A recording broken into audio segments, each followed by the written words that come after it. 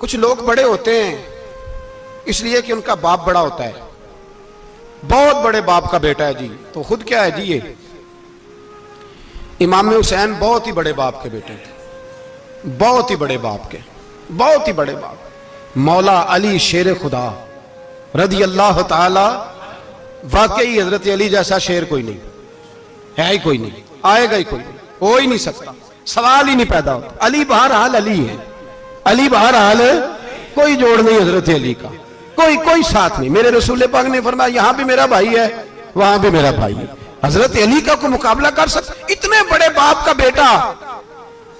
हजरत इमाम हुसैन खुद भी बहुत ही बड़े थे, इमाम हुसैन खुद भी अल्लाह जानता है बहुत बड़े थे। कहते हैं गद्दी पे बैठ गया, इसे कोई जरूरत नहीं, लेकिन इमाम हुसैन ने ऐसे नहीं किया। इमाम ज़ैनुल आबिदीन फरमाते हैं मेरे अब्बा जी इमाम हुसैन फर्ज नमाजों के अलावा एक दिन में 100 नफल अदा किया करते थे, और एक रवायत में फरमाते 1000 नफल पढ़ा करते थे। कितने? चलो तुसी 50-50 पढ़ ले, बताओ तो सही ना कितने। तो ये जो इमाम हुसैन का बड़ा नाम लेने वाले हैं, ये तो इनसे पूछो कि तुम तो नमाजें पूरी नहीं पढ़ते, और इमाम का तो ताल्लुक है नमाज के साथ। 9-10 मुहर्रम की सारी रात इमाम हुसैन क्या करते रहे? बोले यहां लोग देगे खाते रहते हैं, 9-10 की रात चरगे खाते रहते हैं, सारी रात छोटा गोश्त खा के गुजार देते। इमाम हुसैन रदी अल्लाह ताला अन्हु, भाई अल्लाह तो माना हुआ था, हुसैन पे सबसे ज्यादा राजी था मेरा रब, लेकिन इमाम अली मकाम ने 9-10 की सारी रात का अल्लाह मुझसे राजी हो जा, अल्लाह मुझसे राजी हो जा, अल्लाह मुझ पे रजा नाज़िल कर दे। सारी रात करबला की रेत पे आंसू बहा बहा के सारी रात सजदे में गुजार दी। तू तमाशा करके सो जाता है और कहता मैं बड़ा हुसैनी हूं। इमाम अली मकाम बहुत बड़े थे, इबादत गुजार थे, रियाजत बड़ी करते थे। इमाम हुसैन के घर का काबा था, अपना था, जो शय करीब होती है उसकी कदर नहीं होती। सऊदी अरब में बहुत सारे लोग अभी भी रहते हैं जिन्होंने हज नहीं किया, कहते इधर ही चले जाएंगे। हमारे बहुत सारे पाकिस्तानी जिनकी ड्यूटियां मक्के में लग गई हैं, वो कभी हमें वहां मिलने आए तो हम कहते हैं जनाब आप आते नहीं, कहते हैं आते हैं कभी कभी। उनको हरम शरीफ की वो कदर। लेकिन इमाम हुसैन अली मकाम का किरदार ये था कि मदीने से दोनों भाई मदीने से पैदल जाया करते थे मक्के का हज करने। किस तरह? वो उन्होंने ये नहीं कहा हमें रियाजत की जरूरत नहीं, इबादत की जरूरत नहीं, हम तो हुजूर का खून है, बख्शे बख्शाएं। पैदल मदीने से दोनों शहजादे, और इस तरह पैदल जाते थे, एक दफा नहीं, 2 दफा नहीं, 25-25 हज दोनों ने पैदल मक्के जाके अदा फरमाया। 25-25 हज। तुझे कभी तौफीक ही नहीं हुई? तू जहाज पे जाना भी पसंद नहीं करता, तू ख्याल ही नहीं करता कि कितनी कदर है अल्लाह के घर की। 25-25 हज। और सखावत का ये हाल था, सखावत का, कि इमाम ज़ैनुल आबिदीन फरमाते 1 लाख दिनार सवेरे आया। कितना? समझ ले अरबों खरबों रुपए आज के हिसाब से, 1 लाख दिनार। और फरमाते हैं फातिमा के लाल दरवाजे पे बैठ गए पैसे लेके, और लोगों को बुला बुला के नजर दी, फरमाया थोड़े से ले जाओ, थोड़े से ले जाओ, थोड़े से ले जाओ, थोड़े से। फरमाते जोर तक इमाम हुसैन ने लाखों बांट दिए। उठ के अंदर आए तो मैंने कहा अब्बा जी को 1 दिनार बचा लेते। आप जब बाजू उठाते हैं तो आपके कुर्ते पे 17 पैबंद लगे हुए हैं, एक कुर्ता ही नया ले लेते।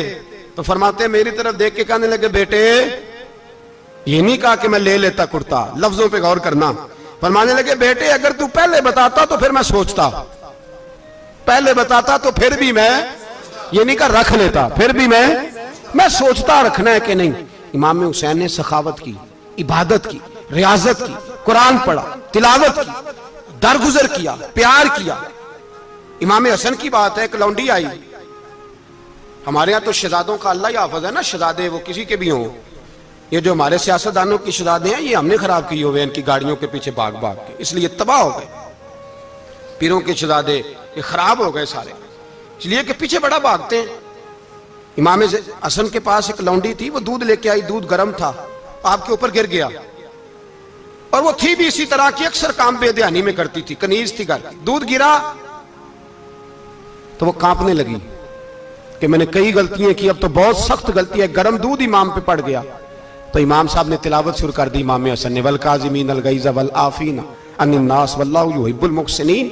फरमाया जो गुस्सा पी जाए और लोगों को माफी दे, उनसे तो अल्लाह मोहब्बत फरमाता है, इनसे तो अल्लाह प्यार करता है। इमाम साहब ने उस लौंडी को फरमाया, जा तू अल्लाह की रजा के लिए आजाद है, जा तू आजाद है, अब तू लौंडी नहीं।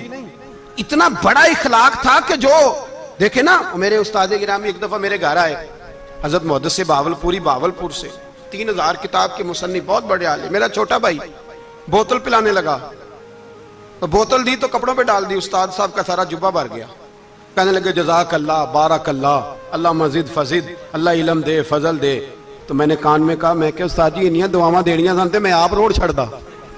उसने क्यों ये किया है, मगर इतनी दुआएं देनी थी तो मैं डाल देता आपके कपड़ों पे पानी शरबत, आपने इतनी दुआएं दे दी।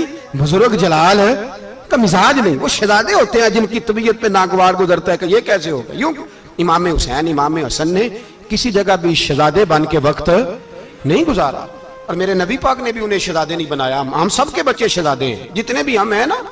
मेरा बच्चा जी मुंह से बात निकालता है तो मैं पूरी कर देता हूं, फिर भी नाफरमान है। मैंने कहा इसीलिए नाफरमान है, अगर आधी पूरी करते और आधी ना करते तो उसे पता होता कि कहीं सब्र भी करना है।